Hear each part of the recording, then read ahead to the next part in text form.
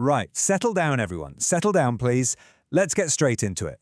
Today we are dissecting the definitive, foolproof guide to drafting a perfect 16-mark answer for your upcoming KSLU examination on the Indian Trusts Act 1882. We're specifically targeting question 29 that covers the creation, appointment, duties and liabilities of trustees. Now, I expect absolute focus here. Take meticulous notes. We are going to look at exactly what needs to be written and, frankly, how it must be presented on your answer script to extract maximum marks from your evaluator. First, your synopsis. 1. Introduction to the trust. 2. Essentials of valid trust.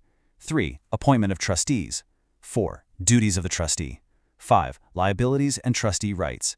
And 6. Crucial landmark case laws. Listen to me very carefully. Before you write a single paragraph of substantive law, you must reproduce this exact index on page 1 of your booklet.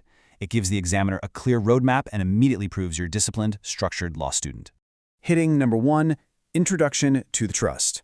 This starts your actual answer. It lays the groundwork. Never ever skip straight to the sections without introducing the concept first. Write down this definition exactly as given. A trust is a fiduciary obligation imposed on property for the benefit of another. Its creation and administration are governed by the Indian Trusts Act 1882.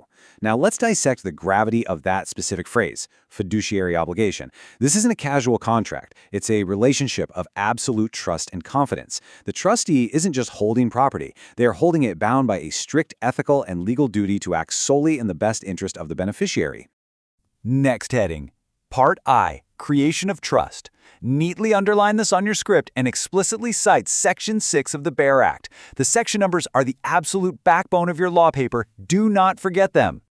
Let's go through the essentials of a valid trust under Section 6.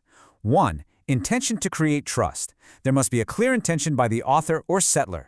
2. Lawful purpose. It absolutely must not be illegal, immoral, or opposed to public policy. 3. Trust property.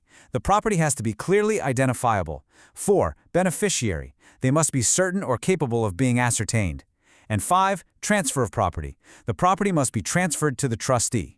I am warning the entire class right now, if you miss even one of these 5 essentials, the KSLU evaluator will slash your marks. A trust without identifiable property or a certain beneficiary is simply void ab initio. No exceptions. Moving to the modes of creation under Sections 5 and 6. 1. By declaration, where the owner declares himself as trustee. 2. By transfer of property, where the property is transferred to the trustee. 3. By will, also known as a testamentary trust, which is created after the death of the author. Okay, let's dive into this and see how these function practically. If you're the owner, you can legally declare that you now hold this property not for yourself, but as a trustee for someone else. Or you physically and legally transfer it to a third party. Or you construct a will, meaning the trust only springs into existence the moment you pass away. For formal requirements under Section 5, note down this comparative structure. Immovable property requires it to be written and registered. Movable property, however, may be oral. Drawing this kind of high-contrast structured layout on your exam paper is brilliant. Evaluators love seeing this for quick grading because it instantly proves you grasp the strict registration rules for real estate versus the relaxed rules for movable goods. Part 2. Appointment of trustees. Again, draw a double line under this heading to clearly signpost your transition. Keep your structure pristine. The strict literature here states who can be trustee. Any person capable of holding property, and they must formally accept the trust. For modes of appointment, we have 1. By the author of the trust. 2. By the instrument of the trust. And 3. By the court if a vacancy arises. Let me briefly elaborate on that third point. Say a trustee dies or becomes incapacitated, and the original trust deed has no backup mechanism. The trust doesn't just fail. The law doesn't allow that. A court will be forced to step in and appoint a successor to protect the beneficiaries. Now we enter Part 3, Duties of Trustees. This covers sections 11 through 20. Make sure you write that boldly. This is the most critical mark-heavy section of your answer. Pay close attention to these duties. 1. Duty to execute trust under Section 11. You must follow the directions of the author. 2. Duty of care under Section 15. Act as a prudent person. 3. Duty to protect trust property. Safeguard the assets. Let's pause here. The prudent person standard under Section 15 is massive in Indian courts. A trustee must handle the trust property with the exact same care, caution, and skill that an ordinary, reasonable person would use when managing their own affairs. You absolutely cannot take reckless risks with a beneficiary's money. Continuing on. 4. Duty to be impartial under Section 17, treat all beneficiaries equally. 5. Duty to maintain accounts under Section 19, keep proper records. And 6. Duty not to delegate under Section 47, you cannot delegate duties unless allowed. I have to emphatically stress how rigid Section 47 is. The office of a trustee is one of personal confidence. You cannot just outsource your fiduciary responsibilities to an agent or a co-trustee because it's convenient. The only exceptions are if the trustee explicitly permits it or if it's an absolute necessity in the ordinary course of business. Next heading, Part 4, Liabilities and Trustee Rights. Keep your margins clean. Keep the structure visible. For liabilities, we have liability for breach of trust under Section 23, meaning they must compensate for loss. Then, joint liability. Trustees are liable collectively. Personal liability, if the breach is due to negligence or fraud. And liability for a co-trustee, if one knowingly allows a breach. So the crucial point here is how you differentiate these in your exam. If multiple trustees collectively make a poor administrative decision, they share joint liability.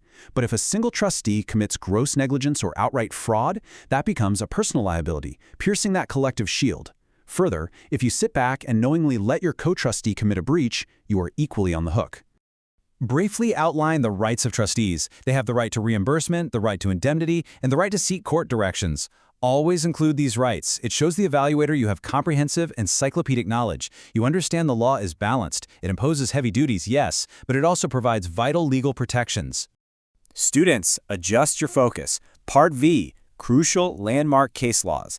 This is where you secure your rank. This final section contains the golden citations that elevate an average, mediocre answer to a top-tier KSLU score. An answer without case laws is entirely incomplete. The first major citation, State of UP versus Bansidar. I explicitly instruct you to write this case law in a separate, clear, boxed format on your exam paper. Underline it. You want to immediately capture the evaluator's attention and make it impossible to miss. The literature notes that this case emphasized the duties and responsibilities of trustees. Now, for your 16-mark answer, you must provide the context. The brief background here revolves around the strict administration of charitable endowments and public trusts by the state, and the obligations placed on those managing such properties. The ratio decidendi, the final verdict of the court, firmly established that trustees cannot deviate from the core lawful purpose of the trust, nor can they evade the heavy burden of accountability. The absolute relevance of this case is that it breathes real judicial life into Sections 11 through 20. It proves to the examiner that the duty of care isn't just words in a bare act, but a strictly enforced mandate by the highest courts. Our second citation is CIT versus Kamalini Katau. Again, I demand a second boxed format for this citation on your answer script. Visual presentation is just as important as legal accuracy when you want those top marks. Here, the text states it clarified the nature and functioning of a trust. Let's expand on that comprehensively. CIT stands for Commissioner of Income Tax. The background involves an income tax dispute over how trust income is assessed and taxed when it flows to the beneficiaries. The final verdict, the ratio decidendi, clarified the profound legal nature of a trust. It ruled that the trustee is the legal owner for tax and administrative purposes, but they are merely a conduit for the real beneficial owners. Why does this matter? Because this case completely cements the functioning of the fiduciary relationship.